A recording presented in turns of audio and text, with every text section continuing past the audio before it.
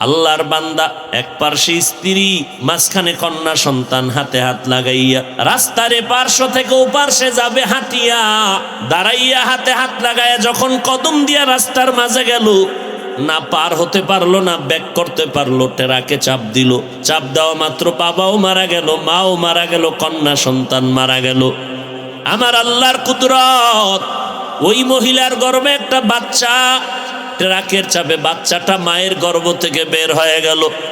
বাবাও নাই, কন্যাটাও নাই, মাও নাই, কিন্তু ওই দুধের বাচ্চাটাকে আমার মালিক বাঁচায় রাখছেন। হসপিটালে নেওয়ার পর কত টাকাওয়ালারা বলল, রে ভাই টাকা নে, বাচ্চাটা আমারে দাও, কারণ এই বাচ্চাটা মালিকের কুদরতওয়ালা বাচ্চা। কারণ যেইটা রাখে ওর মাকে মারলো, ওর বোনটাকে মারলো, ওর বাবারে মারলো, সেইটা রাকের মধ্যে বাচ্চা কেমনে বাঁচলো বুঝার উপায় নাই। এই বাচ্চাটা আমাকে দিয়া দাও।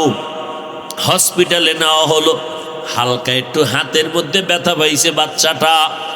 এই বাচ্চা একদিন বড় যখন হবে, বুঝের হয়ে যাবে, দেখবে ওর মতো সন্তানেরা মা মা বলে ডাকে, বাবা বাবা বলে ডাকবে, তখন ও তালাশ করবে আমার বাবাই কই, আমার মা কোথায়, কে আমাকে মায়ের আদর দিবে, কে আমাকে বাবার আদর দিবে, আমার কপাল বুঝি খারাপ। লাকাদ কানা লাকুম ফি রাসূলিল্লাহি উসওয়াতুন হাসানা, অবশ্যই নবীর মধ্যে তোমাদের জন্য রয়েছে উত্তম আদর্শ, গ্রহণ করে নাও। মক্কার চূড়ান্ত খারাপ মানুষগুলো নবীর আদর্শ গ্রহণ করে কই পরিমাণ দামি হয়ে গেল। শুধু তাই না, বর্তমানে ১৫০০ বছরের বেশিও চলতেছে, নবী নাই, কিন্তু নবীর আদর্শ, নবী বলেন আমি দুইটা জিনিস রেখে গেলাম, নিয়ে আসছি আদর্শ, রেখে গেলাম দুই জিনিস, ধরে রাখো, কোনো দিন তোমাদের সম্মান নষ্ট হবে না। কয় জিনিস? এক নম্বরে কোরআন, বলেন এক নম্বরে কি? দ্বিতীয় হলো রসুলের সুন্নত। কি কথা বলেন না কেন? গোল কইয়েছে আওয়াজ দেন খেলা দেখা, আর ঘরের বাচ্চা যে ভয়ে উঠে পড়ে, এর জোতার বাড়ি কেমনে সহ্য করবেন মরার পর? হিসাব করেন। কঠিন জুতা রেডি হয়ে আছে আপনাদের কপালে, এমন জোরে চিৎকার দিছেন, ঘুমের মানুষ ভয়ে বাচ্চা পর্যন্ত লাভ দিয়ে উঠছে। মাস্তানি করেন না, টের পাইবেন মাস্তানির মজা কি। আবার স্লোগান দেন, মাইক পাইলে চাপাবাজি করেন, মানবাধিকার চাই। মানবাধিকার চিনেন কিছু? রাস্তা আটকাইয়া খেলা, গাড়ি যাবে না, কয় না ১৩ কিলোমিটার ঘুরে যাও নাইলে মরো, আমার আব্বার রাস্তা আমি খেলা দেখবো আটকাইয়া। এর নাম মানবাধিকার? সারা রাত্র চিল্লায় মানুষের ক্ষতি করা। আমরা তো রাত ১২টার পরে ওয়াজও নিষেধ। মাঠ না থাকলে রাস্তায় ওয়াজ দিলে তাও আমরা দাওয়াত নিতে চাই না, মাঠ থাকলে নাও, নাইলে বাদ দাও। মানুষের চলাচলের পথকে রুদ্ধ করা যাবে না, আটকানো যাবে না, ইসলাম সমর্থন করে না। এমন কি আপনি কোরআন তেলাওয়াত করবেন জোরে জোরে, আর একজনের নামাজের ক্ষতি হবে, নিষেধ।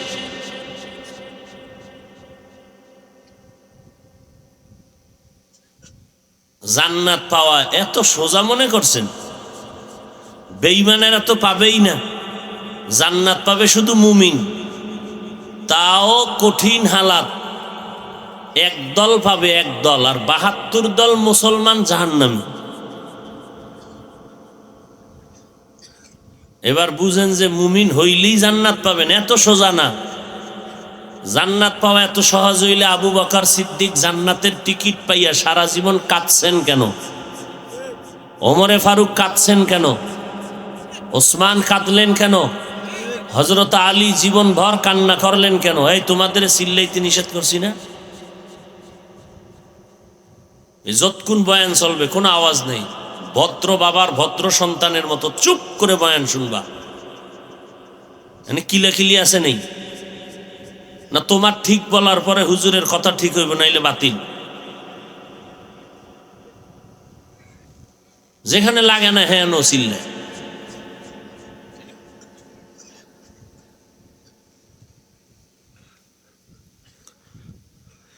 জান্নাত পাওয়া বড় কঠিন। এমন একজন বুজুর্গ আল্লাহওয়ালা নাই যে মরণ পর্যন্ত কাঁদেন নেই। আর একদল চোর বাইর হইছে বাংলাদেশে ইসলামের ব্যানার লইয়া, এরা কান্নার বিরুদ্ধে বয়ান দেয়, কান্নার বিরুদ্ধে, ফেতনাবাজ। ঈমান নিয়ে মরবেন, পরে বাইচা থাকতে পারবেন কিনা চিন্তা করেন। নবী যে বলছে ৭২ দল মুসলমান মুমিন জাহান্নামে যাবে, ৭২ দল। এরা কেউ হিন্দু না, বৌদ্ধ না, খ্রিস্টান না, ইহুদি না, এই ৭২ দল জাহান্নামী, সব মুসলমান। আর একটা দল মাত্র জান্নাতে যাবে মুমিন মুসলমানের মধ্যে, মাত্র এক দল। তারা কারা? নবী বলেন তাদের পরিচয় দুইটা। এক, আমি মুহাম্মদকে মানবে। দুই, আমার ছাত্র সাহাবায়ে কেরামকে মানবে। অতএব যারা এখন বলে আমরা মুহাম্মদ মানি, সাহাবা মানি না, তারা ভণ্ড। যারা বলে ওমরে ফারুক বেদাতি, এই রকম ওমরে ফারুককে বেদাতি ভণ্ড বলার আলেম, সাধারণ মানুষ না, আলেম এই বাংলাদেশে তৈরি হয়েছে।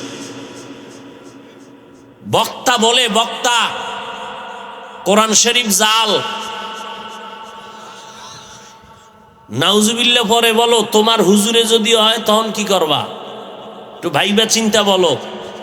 তবে রেজাল্ট নাও, রেজাল্ট।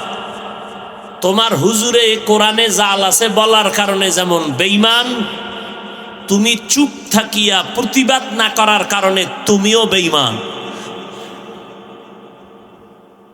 তোমার মোহাব্বতের বক্তা বলেছে নবীরা ভুল করেছেন, আল্লাহ ভুল করাইছেন। হ্যাঁ, একটু ভেবে চিন্তেই বলতে হবে। তোমার হুজুরে হইলে চিন্তা করে বলবা, কারণ তুমি না অন্ধভক্ত হুজুরের। কেমন অন্ধ? তোমার হুজুর জাহান্নামে গেলে তুমিও যাবা, অতএব নাউজুবিল্লাহ বলার দরকার নাই। আর যদি বলো না আমি অন্ধ না, আমি আল্লাহর ক্ষেত্রে অন্ধ, আমি রসুলের ক্ষেত্রে অন্ধ, কিন্তু কোনো বক্তার ক্ষেত্রে আমি অন্ধ না, তাহলে স্পষ্ট এদেরকে চিহ্নিত করে নাও। এরা কারা? এরা ইসলামের ব্যানারওয়ালা ভণ্ড। তোমার মোহাব্বতের বক্তা সাহেব বলেছেন কালেমা লা ইলাহা ইল্লাল্লাহ মুহাম্মাদুর রাসূলুল্লাহ কুফরি। জোরে বলো, কালেমা কুফরি। যুবকেরা বল, কালেমা কুফরি। তাহলে যে বলেছে এদেরকে চিহ্নিত কর। এরা মাওলানা ঠিক, ইসলামের ব্যানারও ঠিক, তবে এরা ৭২ দলের উম্মত জাহান্নামী। আল্লাহ হেদায়াত দান করুন। ওদের হেদায়াত চাই না, আমাদের হেদায়াত দরকার। আমরা যেন ভণ্ডদের চক্রান্তের শিকার না হই। জান্নাত পাওয়া এত সোজা? পাও দরিয়া মানুষের কই কোরআন শরীফ পড়েন, কোরআন ধরেন, আর ইমানের চোর বাইর হইছে ইসলামের ব্যানার লইয়া কয় কোরআনের অর্থ না জানলে পড়িয়া লাভ নাই। আল্লাহ হেদায়াত দান করুন। নবীজি বলেন দুটো জিনিস রেখে গেলাম, ধরে রাখো। এক কোরআন, দ্বিতীয় রসুলের সুন্নত। কোরআন আর মুখস্থ করেন, কোরআন হাদিস না, কি সুন্নত। নবী কইছে সুন্নত, আপনি চালাকি করেন কেন? নবী বলছেন কোরআন আর সুন্নত, আপনি হাদিস বলেন কেন? তো নবী হাদিস বলেন নাই কেন? তিনটা সমস্যার কারণে নবী বলেন নাই। এক নাম্বার সমস্যা, হাদিস বললে ডবল হবে, কারণ কোরআন বললে আর হাদিস বলতে হবে না। হাদিস শরীফ তো কোরআন শরীফ বুঝার ব্যাখ্যা, কোরআন বুঝতে হলে হাদিস লাগবে। নাম্বার দুই, দুনিয়ার সমস্ত মানুষ যদি এক হয়, কারো দ্বারা সম্ভব না রসুলের লক্ষ লক্ষ লক্ষ লক্ষ হাদিস এক জায়গায় জমা করবে এবং সেই হাদিসগুলো নিজে পড়বে আর আমল করবে, কিয়ামত পর্যন্ত সম্ভব না। নাম্বার 3, হাদিস বললে কিতাব দিয়েই সমাধান হয়ে যাইত, সুন্নত বলে রসুল বুঝাইলেন কিতাব মানলে হবে না, কিতাবের ওস্তাদ ওলামায়ে কেরামকে মানতে হবে। অতএব যারা বলে আমগো মাযহাব লাগে না, রসুল বলবে তোর মতো উম্মত আমার লাগে না, যা। আমরা মুরব্বি মানিয়াও ঠিক থাকতে পারি না লাইনে, আর যার মুরব্বি নেই এর উপায় কি? আল্লাহ হেদায়েত দান করেন। কোরআন আর সুন্নত, রসুলের সুন্নত ধরে রাখো। আজ আমরা এই ১৫০০ বছর পরে রসুলের আদর্শকে ধরে রাখার কারণে সম্মান কমছে না বাড়ছে? দেখেন ১৫০০ বছর রসুল নাই, আজকে রাত্র সারা রাত সারা দিন এই ঠান্ডার ভেতরে এত মানুষ এই ময়দানে বসে আছে, বসার বিছানাটাও ভালো না, খানা নাই, আসা যাওয়ার কোনো ভাড়াও নাই, এত কষ্ট করে এখানে বসছেন। হুজুরের আইসা বয়ান করবে, কিন্তু বয়ান কি করবে? জান্নাত জাহান্নামের বয়ান হাতে ধরে দেখাইতে পারবে না যে এই জান্নাত এই জাহান্নাম, শুধু জবানে বলবে আর আপনারা শুধু কানের মধ্যে শুনবেন। না একটা টাকা পাবেন, না কোনো নাস্তা পাবেন, আসছেন খালি যাবেন খালি। এরপরেও শুধু মুরব্বীরা না, আজকে খেলার মজা বাদ দিয়া যেই কলিজার যুবকের আসছে, মনটা চায় নিচে নাইমা যুবকের পায়ে চুমু খাই, কারণ আজ খেলা বাদ দিয়া কোরআনের মাহফিলে আসছো। এটা আমি হাফিজুর রহমানের বাহাদুরি আর না, এটা একমাত্র মদিনাওয়ালা নবীর আদর্শের বরকত। তাহলে নবীর আদর্শের কারণে সম্মান আছে না নাই? এটা কি গোপন না ওপেন? চোখের সামনে না বাইরে? সামনে দেখতেছেন নবীর আদর্শের কারণে এত সম্মান। কোন এমপি সাহেব এতগুলো মানুষ যদি এক ময়দানে জমা করে রাখতেন, আসা যাওয়ার ভাড়া দিতে হতো বাধ্য, বসার জন্য ভিআইপি নন ভিআইপি ব্যবস্থা, ফাঁকে ফাঁকে নাস্তা নাইলে চেয়ারের বাড়ি, এরপরে নিরাপত্তার জন্য কত আইন শৃঙ্খলা বাহিনী, র্যাব পুলিশ লাগতো, তাতেও হইতো না, কুত্তাও লাগতো, কারণ মানুষের উপরে বিশ্বাস নাই। বডিগার্ড বডির মধ্যে না জানি গুলি মারে, কিন্তু কুত্তা কখনো বেঈমানি করবে না। মানুষ বেঈমানি করবে, কুকুর করবে না। কুকুর কোনোদিন মালিকের লাত্তি খায় ঠিক, কিন্তু বেদবি করে না। আর মানুষ মালিকের সব কুলি খাইয়া আল্লাহর বিরোধিতা করে। এই জন্য আল্লাহ বলে মানুষ বড় বেঈমান, বড় নিমক হারাম। আল্লাহ তাআলার মহিমা, নবী বলেন 2 জিনিস ধরে রাখ, আমার আল্লাহর কোরআন, আমার সুন্নত। এরে যুবক, আমার নবী রেখে যাওয়া সুন্নতের আদর্শ কোনো হিন্দু মানবেনি,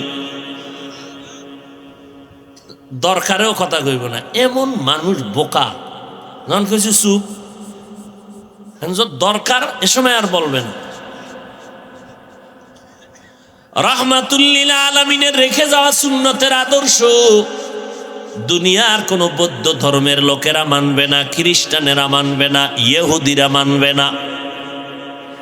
এবার বলো, নবীর সুন্নতের আদর্শ এই জমিনে কারা মানবে? কোন দেশের মুসলমান?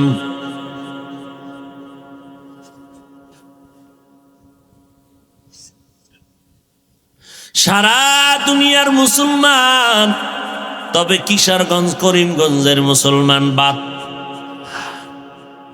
আপনাদেরও লাগবে। তাহলে চুলগুলো কাইটা ইন্দুর আর বান্দর আর ভাল্লুকের মতো কেন হইলা? তোমার লজ্জা গেল কই? মদিনার নবী বলে গেছেন লা ঈমানা লিমান লা হায়া আলা, যার লজ্জা নাই তার ঈমান নাই। আবার তুমি লজ্জা অন্যায় করার পরে তোমার মাথা নত করে কান্না দরকার ছিল, লজ্জা না থাকার কারণে তোমার জবানে হাসি আসে। তোমার কাছে খুব মজা লাগে যে নবীর সুন্নতটারে লাথি মারছো, বেঈমানের পাঁচাটা গোলাম হইয়া চুলকাইটা বেঈমানের মতো ইন্দুর আর বান্দর হয়েছে, খুব খুশি লাগতেছে না? নবীরটারে জবাই করে দিছে, খুব মজা পাও না? নবীর সুন্নতের জবাই কইরা মজা পাও, অথচ দাবি করো মুসলমান। তোমার বাবাই মুসলমান, তোমার মা মুসলমান। আজকে লজ্জা থাকলে চোখ দিয়া এদিকে তাকাইয়া হাসতা না, বরং কান্নার চেষ্টা করতা। নিজেরে নিজে বুঝাইতারে কপাল এত কেন খারাপ। আমার মতো যুবক স্কুলে পড়ে, কলেজে পড়ে, চাকরি করে, ব্যবসা করে, 5 বেলার নামাজি দাড়িওয়ালা আছে না নাই? কেমনে কইতাম? নিজের ভাইয়ের জুতা দিয়া ঘরের মধ্যে দরজা আটকে একা একা, কেউ যেন টের না পায়, কপালে বাড়ি মারবি নিজের ভাইয়ের জুতা দিয়া। যে আমার ক্লাসের স্কুলের ছাত্রটা যদি নামাজ পড়ে আমি পারি না কেন? জুতা দিয়া নিজের কপালে বাড়ি দিবি যে আমার কপালে তো খারাপ কেন? যে আমার মতো যুবকটা স্কুল কলেজে পড়ে, নামাজ পড়ে, আমার মতো যুবক জীবনে মাদ্রাসায় যায় নাই, র্যাব আর্মি পুলিশ বিডিআরের চাকরি করে, নামাজ পড়ে, দাড়িওয়ালা, আমি পারি না কেন? আমার কপাল এত খারাপ কেন? আমার উপরে মাওলার এত গজব কেন? আমার উপরে আব্বা আম্মার অভিশাপ লাগছে না হয় আমার মতো খারাপ? এইরকম খারাপ তো একটা মানুষ হইতে পারে না।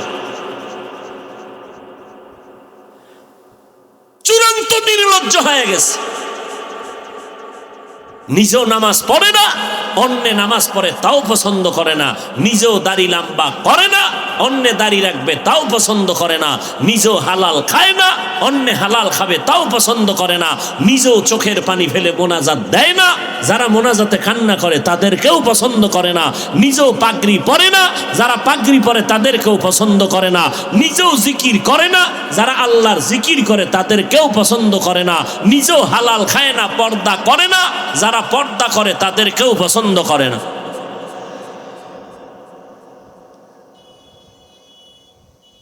বাহাদুরি কয়দিন? নমরুদের মতো বাহাদুর কেউ হতে পারবে? তো ওই ফালতু বাহাদুরি করিয়া লাভ কি? নমরুদের মতো হইতে পারলে না, একটা আশা মৃত্যু, শখ মৃত্যু, হ্যাঁ আমি কঠিন বাহাদুর। তো নমরুদের মতো হইতে পারবা না, ফেরাউনের মতো হইতে পারবা না, সাদ্দাদের মতো পারবা না। তো তোমার এই বাহাদুরি ফাতি নেতামি লাভ কি? আমার এক ওস্তাদ কইতো, চোর হইলে ভালো চোর হইস যেন ধরা না পড়ো, আর আলেম হইলে ভালো আলেম হইস যেন বাতেলের সাথে আপোষ না করো।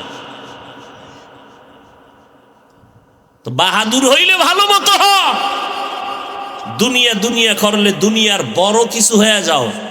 কিন্তু কই না, দুনিয়া পাইলা আখেরা তো বরবাদ করলা, ওদিকে দুনিয়াও পাইলে না। দেখো না তোমার মতো যুবক ছেলেটা বিদেশ থেকে লক্ষ লক্ষ টাকার বস্তা, জীবনের সব কামাই গাঁট্টি বাইদা আনছে, বাড়ি করছে, বাড়িতে ঢুকবে, চিত্রাং নামের তুফানে কয় ঢুকা নিষেধ। গাছ পড়ল রাত্রে, একই খাটে স্ত্রী, কন্যা, সন্তান, স্বামী, গাছ পড়ে 3 জন নাই। 2 দিন পরে বিল্ডিংয়ে ঢুকবে, মানুষ কান্দে, মাওলার কুদরত, জীবনের সব কামাই বিল্ডিংয়ে, কিন্তু ঢুকতে দিল না আমার আল্লাহ। ওই তুফানে, চিত্রাং নামের তুফানের রাত, না কন্যা বাঁচলো, না বউ বাঁচলো, না যুবক ছেলেটা বাঁচলো, 3 জন শেষ।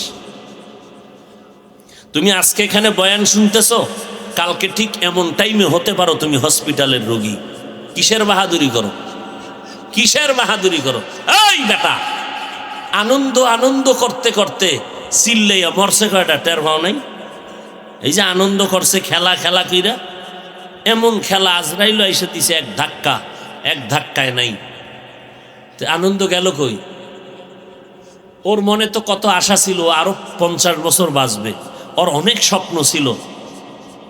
কই আল্লাহ তো বাঁচতে দিলেন না। আনন্দ সব মাটি হয়ে গেল। চোখের সামনে আমরা তো রসুলের তরিকা মানতে গিয়া আমাকে সম্মান কমে নাই, তা আপনি মানবেন না কেন বলেন? যদি ক্ষতি হয় যে হুজুর না আপনাদের মতো চলতে গেলে আমাদের ব্যবসা বন্ধ, চাকরি বন্ধ, তাহলে একটা কথা কই, ব্যবসায়ী লাইনে অনেক কোটিপতি আমাদের নবীর তরিকা মেনে চলতেছে, কোনো টেনশন নেই, হারাম খায় না, হালালভাবে চলতেছে। RAB, army, OC, DC, SP, IG, chairman, member, MP, মন্ত্রী, 5 বেলার নামাজি, দাড়িওয়ালা, হালালভাবে চলে নাই। তা আপনার মানতে সমস্যাটা কি? ও হুজুরদের কথা মিথ্যা, কোরআন মিথ্যা না? আল্লাহ হেদায়াত দান করুন। আজও পর্যন্ত আল্লাহর কোরআনে একটা ভুল কেউ বের করতে পারে নাই। আমার আল্লাহর কোরআন সত্য, আজও পর্যন্ত কেউ ভুল বের করতে পারলো না। বরং অনেক বেদিন বেঈমান আল্লাহর কালামের ভুল বের করতে গিয়া কালেমা পড়িয়া মুসলমান হয়ে গেল। কথা ঠিক নেই? এর যুবক, কয়দিন আর বাঁচবারে বাবা? তোমাদের ময়মনসিংহ এলাকার ঘটনা, কয়েক মাস আগে মোমেনশাহী রোড, 4 লাইনের রোড, গাড়ি দৌড়ায় সেকেন্ডের মাথায়। আল্লাহর বান্দা, এক পার্শ্বে স্ত্রী, মাঝখানে কন্যা সন্তান, হাতে হাত লাগাইয়া রাস্তার পার্শ্ব থেকে ওপার্শ্বে যাবে হাঁটিয়া,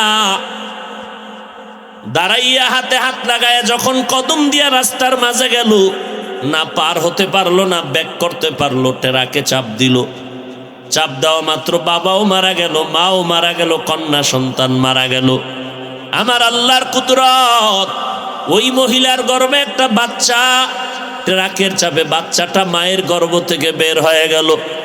বাবাও নাই, কন্যাটাও নাই, মাও নাই, কিন্তু ওই দুধের বাচ্চাটাকে আমার মালিক বাঁচায় রাখছেন।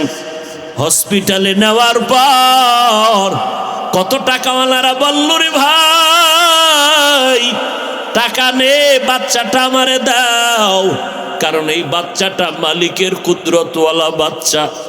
কারণ যেইটাকে ওর মাকে মারলো, ওর বোনটাকে মারলো, ওর বাবারে মারলো, সেই টেরাকের মধ্যে বাচ্চা কেমনে বাঁচলো বুঝার উপায় নাই। এই বাচ্চাটা আমাকে দিয়া দাও।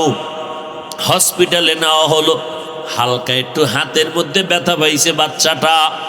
এই বাচ্চা একদিন বড় যখন হবে, বুঝের হয়ে যাবে, দেখবে ওর মতো সন্তানেরা মা মা বলে ডাকে, বাবা বাবা বলে ডাকবে, তখন ও তালাশ করবে আমার বাবাই কই, আমার মা কোথায়, কে আমাকে মায়ের আদর দিবে,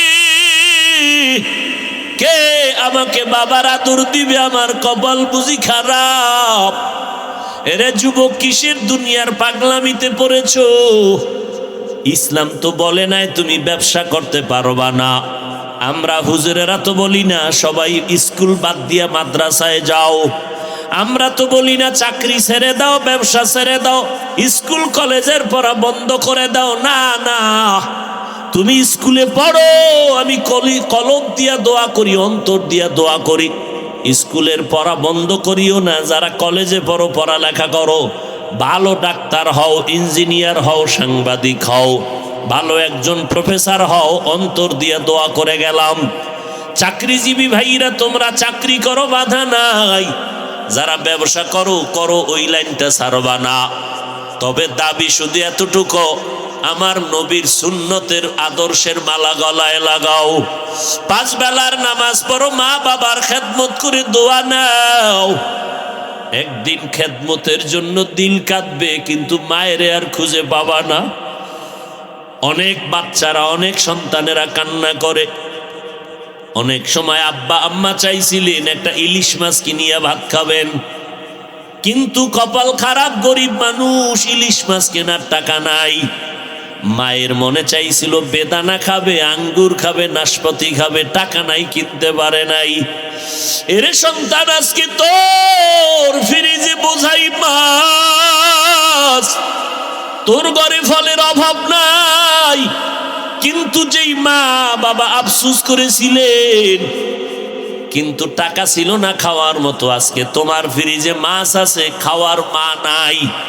তোমার ঘরে ফল আছে, খাওয়ার মতো বাবাই বেঁচে নাই। কি হবে তোমার এই ফল আর মাছ দিয়া? যেই মা তিল তিল করে নিজের রক্ত পানি করিয়া তোমাকে আমাকে মানুষ বানায় গেলেন রে বাবা, ওই মায়ের দোয়া ছাড়াই চেয়ারে বসতে পারি নাই। ওই মা বাবার দোয়া আর কান্না ছাড়া পরীক্ষায় তুমি ভালো নাম্বার পাও নাই।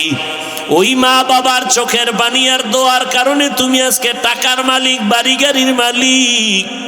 কিন্তু আজকে মা বাবার খেদমত করতে পারলা না রে বাবা। এখনো সময় আছে, নবীর তরিকা মতো চলো। লেখাপড়ার পাশাপাশি মায়ের দোয়া নাও। আজান হবে, নামাজ পড়ো, মুরব্বীদের দোয়া নিয়ে চলবা, ওলামায়ে কেরামের সাথে সম্পর্ক রাখবা, ওলামায়ে কেরামের কথা মেনে চলবা, মোবাইলের গুনাহ থেকে নিজেকে বাঁচাবা। জবান দ্বারা গালাগালি আর মিথ্যা কথা, গীবত শেকায়েত থেকে জবানকে বাঁচাও। স্কুল কলেজে পড়িয়াও দেখবা তোমার মতো দামি কেউ আর হতে পারবে না। তুমি ডাক্তার হবা, তবে তোমার সুনাম থাকবে অনেক। কিশোরগঞ্জ জেলা শহর, আপনাদের করিমগঞ্জ থানা শহরে MBBS ডাক্তার আছে অনেক, চেম্বার খুলে বসে আছেন। ও বাবা, আল্লাহ বিবেক দিছে, চিন্তা করো। এত MBBS ডাক্তার, 5-7 জন ডাক্তার চেম্বার খুলে বসছেন। FRCS MCPS এর সার্টিফিকেট নিয়া নজর করে দেখছো নি রে বাবা? অনেক ডাক্তারেরা রুগী পায় না, আবার অনেক ডাক্তারের চেম্বারে রাত্র 12টা পর্যন্ত রুগীর সিরিয়াল আসেনি। বিষয়টা কি রে বাবা? সবাই তো MBBS ডাক্তার, কিন্তু কেউ রুগী পায় না, আর কারো থেকে রুগী যায় না। কারণটা কি জানো? ওর সুন্দর আদর্শ আর ব্যবহার আর মা বাবার দোয়া। ডাক্তার তো অভাব নাই, আদর্শওয়ালা ডাক্তারের বড় অভাব। এই জন্য নবী বলেন, দুটো জিনিস রেখে গেলাম, ধরে রাখো। 1 নম্বরে কোরআন, 2 নম্বরে নবীর সুন্নতের মালা গলায় লাগাও। চুলগুলো কাটার মধ্যে নবীর আদর্শ, আঙ্গুলের নখগুলো কেমনে রাখবেন সেখানেও নবীর সুন্নত, জুতা 2টা কেমনে পরবেন খুলবেন সেখানেও নবীর সুন্নত, জামাটা কেমনে খুলবেন আর পরবেন সেখানেও নবীর সুন্নত, বাথরুমে কেমনে যাবেন আর বের হবেন সেখানেও নবীর সুন্নত, দোকান কেমনে চালাবেন, ব্যবসা কেমনে করবেন, সংসার কেমনে চালাবেন সেখানেও নবীর সুন্নত, খানা খাইতে বসিয়া লোকমাটা কেমনে দিবেন সেখানেও নবীর সুন্নত। ও আল্লাহর বান্দা, আমরা নবীর সুন্নত মানার কারণে আমাদের সম্মান মোটেও কমে নাই। হয়তো অনেকে ধোকায় পড়িয়া বলতে পারেন, আলেমদের কাছে আপনার সম্মান না। বাবা, মেয়র সাহেবকে তো আজকে পাইলাম না, শুনলাম কি অসুস্থ না? আল্লাহ সুস্থতা দান করেন। মেয়র সাহেব দেখলে বলে হুজুর দোয়া করবেন, MP সাহেব দেখলে কয় দোয়া করবেন, মন্ত্রী দেখলে বলে দোয়া করবেন। এর থেকে আর কি সম্মান চাও রে বাবা? এটাই তো দুনিয়ার সম্মান। অতএব অনুরোধ করে বলছি রে যুবক, আল্লাহর কাছে তওবা করে নাও, আর মনটারে নিজে বুঝাও। এই মন, আমার মতো যুবক স্কুল কলেজে পড়িয়া যদি নামাজ পড়ে আমি কেন পারবো না? আমার মতো যুবক যদি ব্যবসা করে নামাজ পড়ে আমি কেন পারবো না? আমার মতো যুবক যদি ময়দানে কাজ করে, কৃষি কাজ করে, নদীতে মাছ ধরিয়াও নামাজ পড়ে আমি কেন পারবো না? ও বৃদ্ধ বাবাজি, আপনাকেও সংশোধন হতে হবে। পর্দার আড়ালের আম্মা জানেরা, আপনারও আদর্শ সুন্দর করা দরকার। কারণ গাছ ভালো হলে ফল ভালো হবে, মা বাবার আদর্শ ভালো হলে সন্তান ভালো হবে। এরে আম্মা জান, আপনারা নবীদের মা, সাহাবায়ে কেরামের মা, আউলিয়ায়ে কেরামের মা। খাদিজা রাদিয়াল্লাহু আনহার মতো নারী, ফাতেমা রাদিয়াল্লাহু আনহার মতো নারী, আয়েশা রাদিয়াল্লাহু আনহার মতো নারী। এরে আম্মা জান, মনটা কি চায় না একজন ভালো সন্তানের মা হয়ে কবরে যাবেন? আপনার সন্তান জানাজার ইমামতি করবে, আপনার সন্তান ডাক্তার হলেও কোরআন পড়িয়া আপনার জন্য দোয়া করবে। এই রকম একটা আদর্শ সন্তান দুনিয়াতে রেখে যান। আর ওই রকম আদর্শ সন্তান চাইলে নিজেকে সংশোধন করতে হবে। নামাজ 5 বেলার পড়বেন, স্বামীর মাল হেফাজত করবেন, সন্তানগুলোকে আদর্শওয়ালা বানাবেন। পিছনের গুনাহ থেকে আমার আল্লাহ তওবার দরজা খুলে রাখছেন। পিছনে যত অন্যায় করেছো তওবা করে নাও, আমি আল্লাহ তোমার জীবনের গুনাহ মাফ করে দিব। ও যুবক, ও বৃদ্ধ বাবাজি, ও পর্দার আড়ালের মা বোনেরা, এখনো সময় আছে, তওবা করে নাও। আমার আল্লাহকে মনে মনে ডেকে বলো, রে আল্লাহ, এই ময়দানে আমার মতো গুনাহগার কেউ নাই। আমার গুনার খবর আমার মা, আমার বাবা, আমার ভাই বোনেরা কেউ জানে না। যদি আমার গুনার খবর আমার মা বাবা ভাই বোন জানতেন, কেউ আমারে সম্মান করত না। ও আল্লাহ, আপনি আমার সব কিছু জানিয়া খাবার বন্ধ করেন নাই, বাতাস বন্ধ করেন নাই। আয় আল্লাহ, আজকে আমি মনে করলাম আপনি আমার জন্য বড় দয়াময়। আমার মায়ে যদি গুনার খবর জানতো, জায়গা দিত না, ভাই বোনেরা জানলে সম্মান দিত না। আয় আল্লাহ, আপনি জানার পরেও তো আমার উপরে রাগ করিয়া পানি বন্ধ করেন নাই। অতএব আমি আপনার কাছেই মাথা নত করতেছি, আর গুনাহ করব না, নামাজ ছাড়ব না, বেপরদায় চলব না, মা বাবার সাথে অপরাধ করব না, বেয়াদবি করব না, ওলামায়ে কেরামের পরামর্শ নিয়ে জীবন চালাবো, নবীর তরিকায় চলবো, সুন্নাত অনুযায়ী চলবো, গীবত করব না, জবান দ্বারা গুনাহ করব না, হাতের দ্বারা গুনাহ করব না, চোখের দ্বারা গুনাহ করব না, মোবাইলের মাধ্যমে গুনার চর্চা করব না। তওবা করার যদি মনের মতো তওবা এখনো করতে পারেন, আমার আল্লাহ 1 সেকেন্ডের মধ্যে আপনার গুনার খাতার থেকে নাম কাটিয়া আল্লাহ জান্নাতীদের খাতায় নামটা উঠাইয়া দিবেন। আল্লাহ আমাদের সবাইকে তওবাওয়ালা জিন্দেগি দান করেন। আমাদের তওবার উপরে মজবুত হইয়া মরণ পর্যন্ত চলার তৌফিক দান করেন। নবীজির আদর্শ মানিয়া, ওলামায়ে কেরামের পরামর্শ নিয়া, মা বাবার দোয়া নিয়া চলার তৌফিক দান করেন। আমিন।